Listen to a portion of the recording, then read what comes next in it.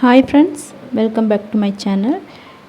இன்றைக்கி என்ன பார்க்க போகிறோன்னா, ஒரு தையல் வீடியோ தான் பார்க்க போகிறோம். ஈஸியாகவே ஒரு பிளாக்கெட் ஒன்று எப்படி ரெடி பண்ணுறதுன்னு நான் உங்களுக்கு சொல்லி காட்ட போகிறேன். நெக் வரைஞ்சி வச்சுருக்குறேன் ஒரு 3 இன்ச் அளவுக்கு. இது வந்து காலர் நெக் தான். ஒரு நெக் வரைஞ்சி ஒரு 3 இன்ச் அளவுக்கு வரைஞ்சி எடுத்துகிட்டு அதிலேருந்து ஒரு 7.5 இன்ச் அளவுக்கு கீழே ஒரு மார்க் பண்ணிவிட்டு ஒரு கோடு போட்டுட்டு அதை நீட்டாக ட்ரா பண்ணிக்கோங்க. ஏன்னு கேட்டால் அங்கங்கே வளைஞ்சி போயிடக்கூடாது.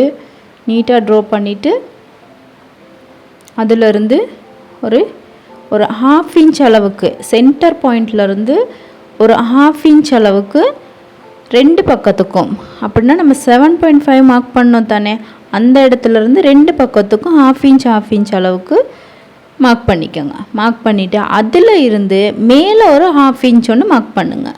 மார்க் பண்ணி ஒரு ட்ரையாங்கிள் ஷேப்பில் வரைஞ்சி கொடுத்துருங்க. வீடியோ பார்த்தாலே தெரியும் எந்த அளவுக்கு நான் இப்படி வரைஞ்சிருக்கிறேன்ட்டுன்னு. வரைஞ்சிட்டு நீட்டாக அதே அந்த ட்ரையாங்கிள் ஷேப் வர்ற அளவுக்கு அழகாக கட் பண்ணி எடுத்துருங்க. 2 பக்கமும் கட் பண்ணிக்கோங்க. இந்த மாதிரி வீடியோ நல்லா பாருங்கள். புரியலைன்னா திரும்ப போட்டு பாருங்கள், அப்போ தான் உங்களுக்கு கொஞ்சம் புரியும்.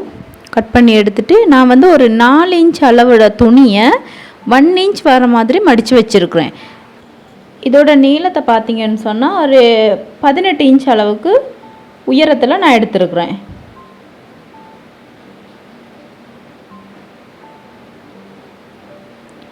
அதுக்கப்புறமா தைக்கும்போது நம்ம 1/2 இன்ச் விட்டு தானே வெட்டணும். அப்போ அந்த 1/2 இன்ச் உள்ளுக்கு போகிற மாதிரி அளவு வச்சு தான் நம்ம இந்த பிளாக்கெட் ரெடி பண்ணணும். நல்லா பார்த்தீங்கன்னு சொன்னாலே தெரியும், நம்ம 1/2 இன்ச் வச்சு தான் அதை வெட்டினோம். அப்போது அந்த 1/2 இன்ச் வர அந்த ட்ரையாங்கிள் மாதிரி இருக்கு, அது வந்து உள்ளே போகிற மாதிரி நம்ம மடித்து கொடுத்து தைச்சிடணும். இல்லைன்னா தூக்கிக்கிட்டு இருக்கும், ஒரு நீட் இருக்காது. தைக்கும்போது ஒழுங்காக அந்த மாதிரி சின்ன விஷயங்களெல்லாம் பார்த்து தான் நம்ம தைக்கணும். அப்போ தான் ஒரு நீட் அண்ட் ஃபினிஷ் கிடைக்கும்.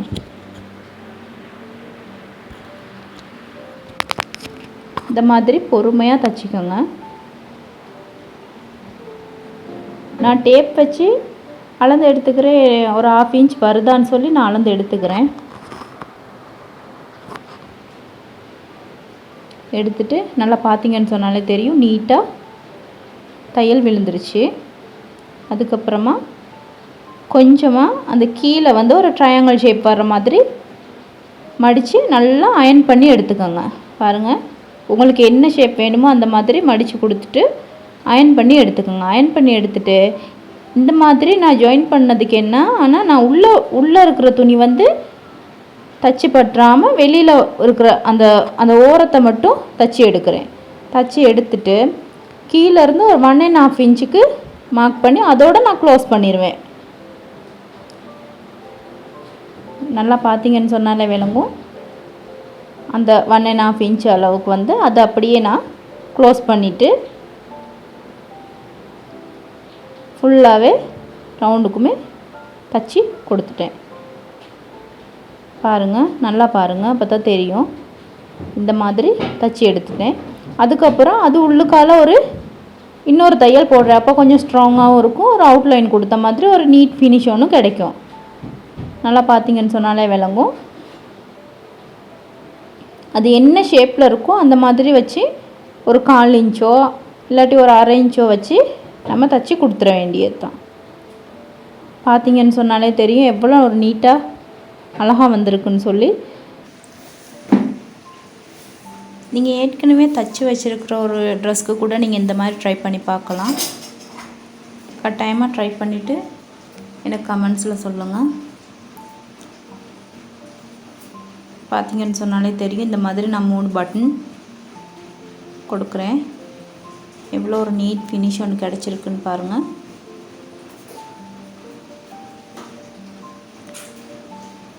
இந்த வீடியோ பிடிச்சிருந்தா லைக் பண்ணி கமெண்ட் பண்ணுங்கள்.